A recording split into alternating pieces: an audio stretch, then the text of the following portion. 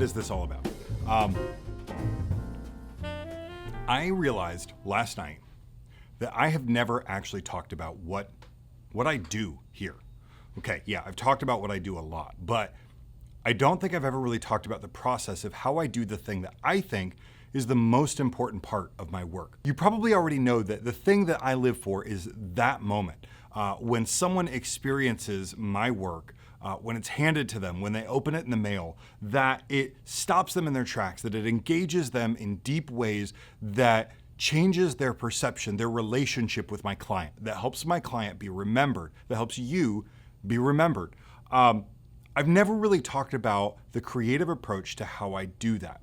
And so I wanted to take a few minutes to do that with you right now. And frankly, I think I'm going to start a series here because what I've realized is I have more ideas than I have time to execute those ideas. And so might as well share them with you. You know, I do truly believe there's nothing new under the sun, but there are limitless combinations of things that we have yet to explore. And that's kind of the beginning of my philosophy about how I approach stationery. When I look to architecture, to fashion, to fine art for my inspiration, I'm not looking for colors and patterns specifically. Granted, I will take those when they come, but I am very directly looking at technique, at physicality, at presentation, at the way those things actually are experienced by the people who receive them. And so when I talk about taking my clients over the abyss, when I talk about stationery that's unconventional or creates, that moment, I really mean it. And so the way that I start is just by hoarding influences and ideas. And I have this just kind of mass. Some of it is saved on Pinterest and on save posts and Instagram, all that kind of stuff. But really, I've just kind of cataloged in my mind all these different ideas. The challenge then is, how do I connect those specifically to a client in a way that's meaningful? Because the greatest idea in the world that doesn't relate to that particular client isn't a great idea at all. And so the best example that I have of that is the geode cake thing. I've talked about it here before. Do you remember when geode cakes were huge? If you're not in New York or LA or Chicago, if you go by your local cake shop, you'll probably still see a geode cake in the window. And when that very first geode cake was made and it was on BuzzFeed and it was on Reddit and it was on the Today Show like that next week, it was incredible and it was meaningful the first time it was made. But every single couple who has never picked up a geode in their life, who aren't geologists, but saw it on Pinterest and thought it was cool and paid someone to make that for their wedding, completely missed out on the chance to have something meaningful at their wedding.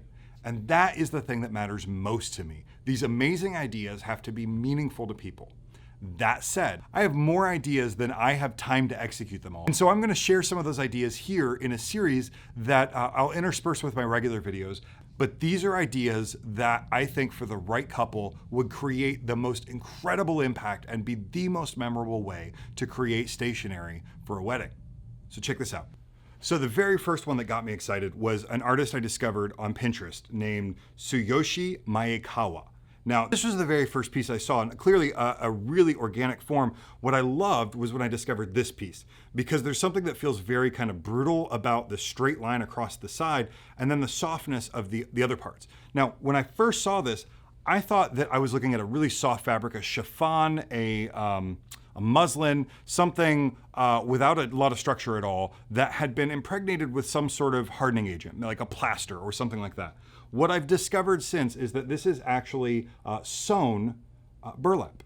And I'm not sure that sewn burlap is necessarily the right, I mean, certainly it could be the right thing for somebody. And frankly, I like the idea of using burlap in this way instead of like the way everybody's used burlap for the last decade.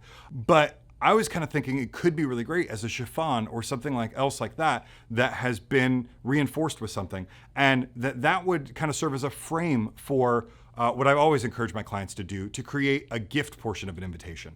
The part that becomes frameable or keepable by their guests, the part that feels like a gift, and creating something out of this type of technique, something that looks like that, to go around a really beautiful quote or a beautiful poem or another kind of art print, something like that, that frames it in the slightest, that gives it the slightest bit of depth and texture. Something like that would be an incredible way to create a little more intrigue in an invitation. Now, again, I haven't vetted this idea at all. The next step would be to do some experimentation to see what kind of techniques work, then to start working with form and see how we could make that into something really interesting. But it would only work if it made sense for the couple, if it made sense for their venue, if it made sense for their life. If it doesn't make sense for those things, we're not going to do it. Because I don't see a reason in making an invitation that's not deeply personal to my couples and to their guests, something that deepens the relationship between the people celebrating with them and the couple themselves on their big day. So the next idea is one that came to me from Sanal at SJS Events. She posted a picture in her Insta stories this week, and I don't have that picture anymore because it only lasted 24 hours, but I can show you the product that she posted. It's this Tiffany bag. Yeah, that's supposed to be Tiffany blue. Let's see if I can color correct that well. What I really love about it is that paint stripe down the side of it. Now, we've seen a lot of paint kind of happening in stationery lately, and I love it as a concept when it makes sense for a couple. But what I really love here is that it's applied to leather. And in this particular case, if you look through the line, that particular paint stroke is the exact same paint stroke for every single bag they do. It's something that's printed into the leather. I hate that idea. It feels so much less authentic. Put this down. It feels so much less authentic and so much more production when you do that. I hate stationery that has faux painted elements to it. Take the time to paint watercolor or to paint whatever it is on that. So anyway, I love the idea of doing, maybe it's a leather folio. One of the things I've always wanted to do for a couple is create a leather folio that turns into a clutch afterward. So their guests that carry purses can actually keep that folio as a clutch and use it as a purse. And I love the idea of doing something like that where we take a beautiful colored leather and then we literally paint a single stripe down it in leather paint and do that on every single one. So each piece is unique and different. I think if you're going to mimic the idea of doing these beautiful hand-done things, do them beautifully and hand-done. Make them done right. Another thing that we could do is literally just make that the back of a beautiful invitation. I love making invitations 8x10 because they're frameable, because they become a piece that someone can keep. And you could take a single piece of leather and paint a stripe on it that either turns into the background for a really great quote, a really great poem. You kind of sense a theme here. This is a really easy way to make an invitation feel like a gift. Or it could just be that in and of itself and feel like a beautiful piece of abstract art. So the next steps for that would be to buy some leather paint and some leather and some colors that I love and just see what that feels like to create that stroke, see what that looks like. And I've already done enough leather work to know what the production of the rest of it would look like. But man, I can see that carrying over into the menus on the day of or into place cards. There are all sorts of places where that motif would be perfect. And if that motif, if the color, if the fact that it's hand painted, if all of that matches the couple's style, matches their mood, then that makes perfect sense for that couple. And I think it's a great idea. If it's so obviously that couple's style that even if we didn't put their names on the invitations, their guests would know it was theirs. That's when you know you've got a winner. Okay, last one for today. There's this artist that I follow on Instagram that I absolutely adore. His name is Joe Lee, and he is about to be on the cover of High Fructose magazine, which is an incredible modern art magazine. This is Joe's portrait style. And let me pull up his feed here and show you. I just want to scroll through some of these for you. So obviously there's stuff like that. Joe's style is just so stunning. These beautiful portraits. I mean, tell me that's not absolutely stunning. Look, where's more? I love this. Even in, obviously he's got the ears in there that make it really clear that's a face, but even without that, just that little bit of dark under the nose, it becomes so clear. And when he's painting, the scale at which he's painting is incredible. So I'm thinking, how amazing would it be to do a couple's portrait with Joe, to commission him to do that?